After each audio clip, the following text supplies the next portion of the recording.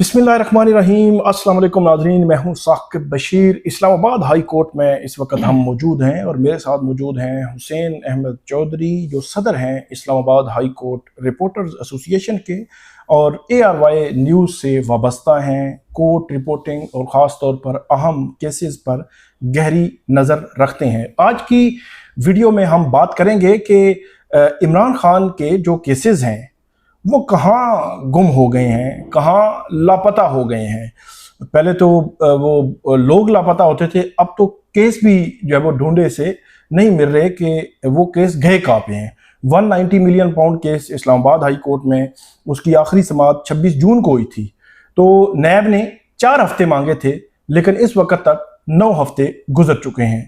तो अभी तक केस लगने के इम्कानात हमें नज़र नहीं आ रहे, कब केस लगेगा। तोशाखाना 2 केस में इमरान खान ने बरियत की दरख्वास्त दायर की थी, वो केस भी पता नहीं कहाँ पे रह गया। एक तोशाखाना फौजदारी केस होता था जी, वो लाहौर हाई कोर्ट जाना है, वो केस कहाँ रह गया। और इम्पोर्टेंट नोयत के फिर जो मुलाकातों के केसेस थे इमरान खान साहब की, जो उसमें तौहीन अदालत की दरख्वास्तें आई थी, वो भी कहीं लापता हो गई। तो अब केसेस लापता होना शुरू हो गए हैं। तो एक तो हम इस सारे तनाजुर पे बात करेंगे कि ये क्या चल रहा है सिलसिला। इसी के साथ साथ इस्लामाबाद हाई कोर्ट बदल चुकी है। कल परसों फुल कोर्ट मीटिंग हुई, उसके हवाले से कोई अहवाल आपके सामने रखा। आज कुछ चीज़ें मजीद आपके सामने रखेंगे। एक जो चीज़ नई सामने आई है वो ये है कि एक जज इस्लामाबाद हाई कोर्ट के, उनका जो कमरा अदालत है वो एक, आप ये यूं कहें कि अमली तौर पर गैर मौसर हो चुका है। ये कैसे हुआ है? ये भी वही असरात हैं जो असरात केसेस की फिक्सेशन पे, केस बेंचेस बनाने पे और केस किस बेंच में जाएगा, कौन सा जज केस सुनेगा, उसी के साथ ये भी जुड़ा हुआ है। ऐसा नहीं है कि ये कोई अलग से नया कोई ड्रामा बना है, ये भी उसी के साथ जुड़ा हुआ है कि एक कमरा अदालत ही गैर मुअस्सर हो गया। तो इस पे बात करते हैं तफसील के साथ। हुसैन साहब, बहुत शुक्रिया आपका। सबसे पहले तो ये बताएं कि इमरान खान साहब के केसेस लगा करते थे, मतलब, और कभी हफ्ते बाद, 2 हफ्ते बाद, अब तो वो किस्सा पारीना हो गए हैं कि माजी में चले गए हैं, कहीं कुछ लापता हो गए हैं। पहले PTI वाले भी आते थे लगवाने के लिए, अब तो वो भी नहीं आ रहे। क्या सिचुएशन है केसेस की? 190 मिलियन पाउंड से शुरू करते हैं। बहुत शुक्रिया साकिब साहब। जिस तरह आपने अपने इंट्रो में बताया कि 26 जून को आखिरी समाअत हुई थी और उसमें नैब ने, उससे पहले भी 2-3 मरतबा नैब ने जो है वो एडजर्नमेंट ली थी। उससे पहले जो है वो चूंकि ईद उल अज़हा भी आ गई थी, उस वजह से भी कोई डेवलपमेंट नहीं हुई। उसके बाद जो है वो उन्होंने कहा ये वकील हमने करना है नया, ये भी नहीं हो सका। 26 जून को जब नैब ने वक्त मांगा तो 1 जुलाई से छुट्टियां शुरू हो गई। तो फिर एक तो बड़ी वजह ये सामने आ गई, ये कहा गया जी कि छुट्टियों में तो इस तरह के केस नहीं होते, उसमें तो अर्जेंसी होती है, अर्जेंट केस सुने जाते हैं। अब हालांकि माजी में जो शरीफ फैमिली के सस्पेंशन ऑफ सेंटेंस छुट्टियों में सुनी गई थी, बिल्कुल छुट्टियों में हुई थी। और उसमें आप देखेंगे जो इमरान खान साहब की जो सजा मुअत्तल हुई है, जी। वो भी सुप्रीम कोर्ट में छुट्टियों में हुई है। और उसमें भी काफी लोग हैरान थे कि ये केस लग कैसे गया। तो बहरहाल जब हाई कोर्ट में छुट्टियां शुरू हुई तो 2 महीने की छुट्टियां आ गई। तो उस दौरान जो है जब हमने रजिस्ट्रार ऑफिस से हमने रब्ता किया तो उन्होंने एक डॉक्यूमेंट जो है वो जारी किया जिसमें बाकायदा लिखा हुआ था कि अब पॉलिसी के मुताबिक जो है वो ये केस लगेंगे, तो ये अपने नंबर पे लगेंगे। तो अभी तो नंबर उनका काफी दूर है, अपीलों का नंबर नहीं है, लेकिन सजा मुअत्तली और जमानत, सजा मुअत्तली का जब मामला आया तो अब जाहिर है वो तो अर्जेंसी थी। लेकिन उसमें अचानक ये आया कि जो जस्टिस आसिफ साहब थे वो दरमियान में छुट्टियों में चले गए। जाहिर है वो ईद पे गए, वापस नहीं आए। फिर दरमियान में उनका बेंच दस्तयाब नहीं था। फिर कुछ हफ्ता 10 दिन चीफ साहब भी जो है वो दस्तयाब नहीं थे। तो अब बेंच तो चूंकि इन दोनों का था, अब करते करते छुट्टियां भी खत्म हो गई। उसके बाद अब मुझे याद है 4 हफ्ते नैब के प्रोसिक्यूटर साहब ने मांगे थे, अब तो 9 हफ्ते गुजर गए। 9 हफ्ते गुजर गए। अब छुट्टियों के बाद हम देख रहे हैं कि नैब के केसेस लगना शुरू हो गए। 3-3 डिवीजन बेंच में नैब के केस लगे होते हैं। कल मैंने देखा कि एक केस जो है वो जाली बैंक अकाउंट केस का बड़ा मशहूर केस, आपको याद होगा, जिसमें हमारे सदर साहब भी उसमें एक्यूज हैं। वो भी अभी तक इख्तिताम पजीर नहीं हुए। वो कभी कराची जाते हैं, कभी इधर आ जाते हैं। तो वो केस का लगे हुए थे, लेकिन इमरान खान साहब के केस जो है वो नहीं लगाए जा रहे। और एक और चीज भी है कि छुट्टियों के बाद हमने देखा कि अब जाहिर है 1 से छुट्टियां खत्म हुई हैं तो अर्ली हेयरिंग की भी दरखास्त नहीं आई। ये भी इस तरफ भी हमें देखना पड़ेगा कि अर्ली हेयरिंग एक दरखास्त जो है जब छुट्टियां हो गई थी तो बैरिस्टर सलमान सफदर साहब ने दायर की थी, उनका ये ख्याल है कि वही अब जो है वो लगनी चाहिए। अब मुझे नहीं आइडिया कि नई दायर करनी पड़ेगी या वही लगेगी। अच्छा, एक और बताएं, वैसे तो 15 मई को जब केस लगा था तब भी पीटीआई की जानिब से एक पूरा जो है वो मजमा आया था, और मजमा direct secretary to chief justice के ऑफिस में गया और वहाँ पे केस लगवा के आया। फिर 26 मई को लगा, फिर 5 जून को लगा, फिर 11 जून को लगा, फिर 26 जून को लगा। जब जब केस लगा है तकरीबन 190 मिलियन पाउंड केस, तो पीटीआई या अलीमा खानम ये लोग आते थे, वहाँ पे आके बैठ जाते थे जी, सुबह 4-4 घंटे बैठे रहते थे जी, लगाओ जी केस, हमें तारीख दें, फिर तारीख दे दी जाती थी। अब की बार वो भी नहीं आए, आपको नजर आए हैं? देखें, दो चीजें उसमें आप देखें ना जो इस दौरान डेवलपमेंट हुई है। जब वो आए, केस लगा, तो रोस्टम पे जब रश हो गया तो आपके सामने चीफ साहब ने कहा कि आप क्या मुझ पे प्रेशर डालने के लिए आप लोग खड़े हो गए, सारे आप लोग बैठे, और साथ ही नैब वालों ने एडजर्नमेंट ले दी। तो एक तो ये चीज हमने देखी कि वो उन्होंने वाजे कहा कि आप कोई इस तरह का इंप्रेशन डाल रहे हैं कि कोई प्रेशर डाले उस दौरान। उसके बाद दूसरी डेवलपमेंट ये हुई कि आपने देखा कि 9 मई केसेस के फैसले आए, उसमें काफी सारे पार्लियामेंटेरियन जो है वो उनको सजा हो गई। मतलब उमर अयूब साहब आते थे यहाँ, वो अक्सर आते थे। शिबली फराज साहब यहाँ आते थे, वो अब नहीं आते। अब चूंकि शिबली फराज साहब, जिस तरह आपने इंट्रो में कहा कि जो मुलाकातों वाली दरखास्त थी उसमें कंटेम्प्ट तो उन्होंने फाइल की थी, वो जब नहीं लगती थी अडयाला जेल में मुलाकातों की दरखास्तें, तो शिबली फराज साहब यहाँ पे मौजूद होते थे, हर दूसरे तीसरे दिन वो यहाँ आते थे। अब वो भी सजा याफ्ता हो चुके हैं, वो भी नहीं आ सकते। उमर अयूब साहब भी हैं, कंवल शोजब साहब हैं, जरताज गुल यहाँ नजर आती थी, वो भी सजा याफ्ता है। तो अब इस तरह हम देख रहे हैं। और अलीमा खानम जो है वो ज्यादा, आपको याद होगा कि उनके बेटे जो है वो गिरफ्तार हो गए थे, वो चूंकि उनकी मसरूफियत होती है हर दूसरे दिन, जब लाहौर भी मसरूफियत बन गई थी, लाहौर मसरूफियत होगी, उनके बेटे अरेस्ट हो गए, अब उनकी तो बेल तो हो गई है, अब यहाँ में भी छुट्टियां खत्म हो गई हैं। तो अब चांस तो ये है कि शायद वो आए यहाँ आकर अपनी वो उसको दरखास्त देंगे, या अर्ली हियरिंग, या फिर यहाँ। मतलब आपको लगता है कि कोई हिलजुल करनी पड़ेगी पीटीआई को, तब ही 190 मिलियन पाउंड केस जिसमें बुशरा बीबी और इमरान खान को सजाएं हुई हैं, वो केस समाअत के लिए मुकर्रर हो सकता है। जिस तरह आपने दूसरा केस बताया जो इनकी मुलाकातों पर जो तौहीन अदालत के केसेस थे, वो केसेस भी समाअत के लिए मुकर्रर नहीं हुए, और वो अप्रैल से दायर हुई थी। मई, जून, जुलाई, अगस्त, मेरे ख्याल में अब तो जुडिशरी भी बदल गई है। अब तो वो इस किस्म के केसेस शायद फाइलें कहीं दूर रख दी जाती हैं, वो फाइलें भूल ही जाते हैं। तोशाखाना 2 केस है, एक समाअत चल रही है आज भी अडयाला जेल में। तोशाखाना 2 केस में इमरान खान ने बरियत की दरख्वास्त दायर की थी, और राजा इनाम अमीन मिनाज साहब जो जज है, इनका तीसरा दिन था या चौथा दिन था, तीसरा दिन था, तो इन्होंने केस इनके पास लगा। वो केस कहाँ गया है?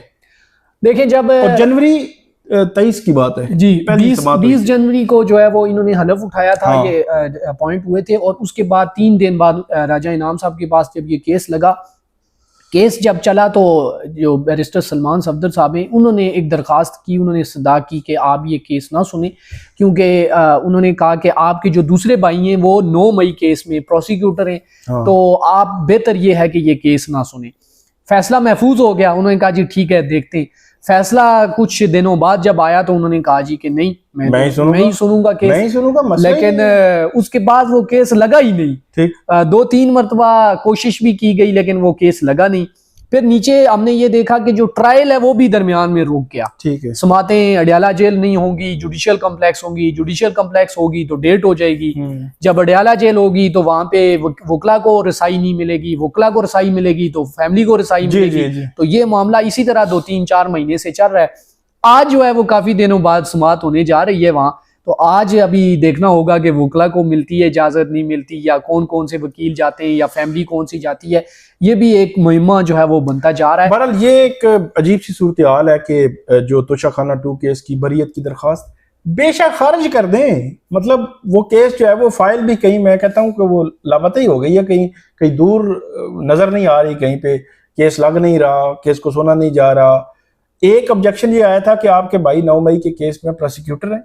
दूसरा ऑब्जेक्शन भी बड़ा वैलिड था, ये केस जस्टिस मियां गुल हसन औरंगजेब पहले सुन चुके हैं और अभी पेंडिंग है उनके पास। बल्कि मुझे याद है ये बरियत का केस पहली दफा उनके पास सामने लगा था, और उसके ऊपर ऑब्जेक्शन लग गए थे, और ऑब्जेक्शन के बाद दोबारा बेल भी उन्होंने दी थी, और दोबारा जो राजा इनाम अमीन मिनाज साहब के सामने लग गया, और उसके बाद इन्होंने कहा हुण तो वापस नहीं जाते जनाब। और उसके बाद जो है वो एक और भी डेवलपमेंट हुई कि जो चांस ये था कि जस्टिस मियां गुल्स के पास ये केस जा सकता है, वो सुप्रीम कोर्ट चले गए, वो रास्ता भी बंद हो गया। वो रास्ता भी बंद हो गया और जो रास्ता खुला है वो भी बंद है। बुनियादी तौर पर केस ही नहीं सुना जा रहा तो रास्ता तो बंद ही है।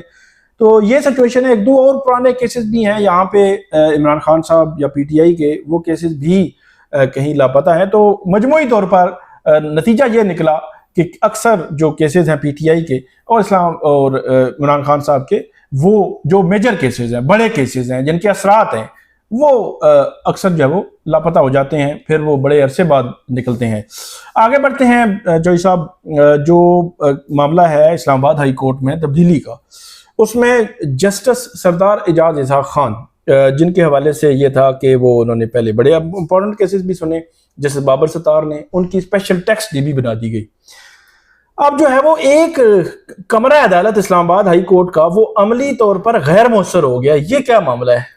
देखिए साकिब साहब, हाई कोर्ट में जाहिर है 9-10 साल तो मुझे भी हो गई, उससे पहले की भी जो दोस्त हैं उनसे भी हमारी जब बात हुई तो पहली बार ये हुआ है कि इस्लामाबाद हाई कोर्ट में कोई ऐसे जज साहब हैं जिनका कमरा ही बंद हो गया, कमरा अदालत मफलूज हो गया, गैर मौसर हो गया, कह सकते हैं कि अब वो इस तरह कि देखें जस्टिस सरदार एजाज साहब जो हैं उनका सिंगल बेंच खत्म हो गया, उनका डिवीजन बेंच बन गया जस्टिस बाबर सत्तार साहब के पास।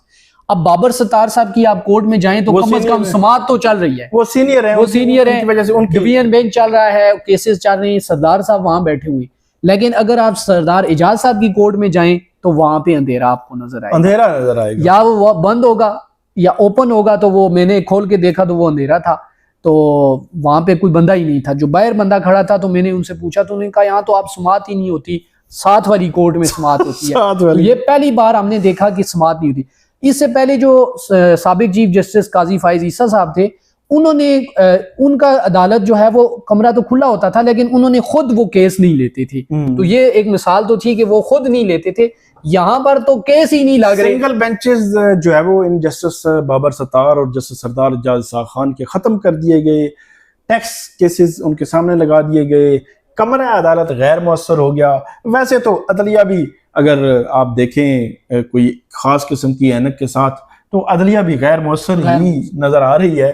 परसों फुल कोर्ट मीटिंग थी, बड़ी अहम मीटिंग थी, लेकिन उस मीटिंग में निशिस्तन, गुफ्तन और बर्खास्तन ही हुआ। उसमें जो एस्टेब्लिशमेंट रूल्स हैं इस्लामाबाद हाई कोर्ट के, उनकी मंजूरी हुई, वहाँ पे प्रैक्टिस एंड प्रोसीजर रूल्स की मंजूरी हुई, लेकिन उसमें कोई बहस मबैसा नहीं हुआ, कोई राय नहीं ली गई। वो 602 सफ़ात की प्रैक्टिस एंड प्रोसीजर रूल्स बताए जाते हैं, उसमें कोई बहस चहस नहीं हुई। वो उन्होंने कहा कि अप्रूव अप्रूव अप्रूव, मतलब ये कि वोट करवाया और वोट 6-5 से अप्रूव कर लिया गया। तो दूसरे लफ्ज़ों में इस्लामाबाद हाई कोर्ट में ये अमली तौर पर एक फ़िज़ा इख्तलाफात की कि 6 जज एक तरफ, 3-5 दूसरी तरफ। एक और मामला वो जो आफिया सिद्दीकी केस, जिसमें मास्टर ऑफ रोस्टर और पता नहीं उस किस्म का जी कौन केस फिक्स करेगा और कौन क्या होगा, उस केस पे भी ये जो बन गया है स्पेशल बेंच बन गया, वो क्या मामला है? देखिए मेरा तो यही ख्याल है कि ये जो आफिया सिद्दीकी केस था उसमें जो जस्टिस सरदार साहब ने ऑर्डर किया था, उसी वजह से उनका सिंगल बेंच खत्म कर दिया है। उसकी वजह यह है कि आपको याद होगा कि उनकी काज लिस्ट जो है वो जारी नहीं हुई थी, लेकिन उन्होंने अपने ऑर्डर में कहा था कि मैं फलां तारीख को ये समाअत करूंगा, उसके बाद वो छुट्टियों पे जाएंगे। लेकिन उनका जब केस नहीं लगा तो उन्होंने समाअत की और उन्होंने कंटेम्प्ट नोटिस जारी किए पूरी कैबिनेट को, वज़ीर आज़म को और जितने भी काबीना मेंबरान हैं, जितने भी वज़रा हैं उनको। उसके बाद ये हुआ कि जब कंटेम्प्ट नोटिस आगे जारी होने थे, वो रजिस्ट्रार ऑफिस ने ये कहकर रोक लिए कि उस दिन तो काज लिस्ट ही नहीं थी, बगैर काज लिस्ट जारी हुए कोई कैसे ऑर्डर कर सकता है। अब ये एक नया वहाँ पे पंडोरा बॉक्स खुला के उनका केस वो ट्रांसफ़र करके जस्टिस राजा इनाम साहब को भेज दिया और इनका सिंगल बेंच खत्म हो गया। जब फाइल चीफ राजा इनाम साहब के पास पहुंची तो उन्होंने कहा कि ये इंपॉर्टेंट नोयत का केस है, मैंने फाइल पढ़ी है, तो ये हम चीफ जस्टिस को भेज रहे हैं और इस पे लार्जर बेंच बनेगा। आज मजे की बात यह है कि लार्जर बेंच वो बना है जिसमें जस्टिस अरबाब मोहम्मद ताहिर जो हैं वो सरबराही करेंगे और साथ साथ उनके जस्टिस खादिम हुसैन सोमरो जो कि ट्रांसफ़र होकर आए हैं, जस्टिस जो आज़म साहब हैं वो एडिशनल जज हैं और जस्टिस राजा इनाम साहब हैं वो भी एडिशनल जज हैं। यानी कि कोई जो सीनियर जज है जिस तरह हम कह सकते हैं जस्टिस कियानी साहब हैं, जस्टिस तारिक मतलब जिन्होंने वोट दिया चीफ जस्टिस के हक में या इस प्रैक्टिस प्रोसीजर वाले बिल्कुल वो बेंच में शामिल वो बेंच में शामिल है, दूसरी तरफ से एक भी शामिल नहीं है। हाँ, तो इससे आप अंदाजा लगा लें। एक और डेवलपमेंट ये है कि जब ये इजलास हुआ तो उसमें जस्टिस सरदार एजाज साहब ने अरबाब साहब से पूछा कि ये जो रूल्स मंजूरी के लिए रखे गए हैं इनमें से कोई 2-3 रूल बता दें, हमने तो नहीं पढ़े, आपने पढ़े होंगे। तो उन्होंने कहा मैंने नहीं पढ़े। अब वही अरबाब साहब जस्टिस सरदार एजाज साहब के फैसले के खिलाफ जो बेंच बना है उसको लार्जर बेंच उसको लीड करेंगे। बहरहाल कितनी शफाफियत है, कितनी फेयरनेस है और कितनी अदलिया की आज़ादी है, ये तो आपने जो है वो आज की 2-3 मामलात हमने डिस्कस की उसमें देख लिया होगा। मज़ीद भी आपको आइंदा वीडियोज़ में अपडेट करते रहेंगे, हमें फीडबैक दीजिएगा। अल्लाह हाफिज़।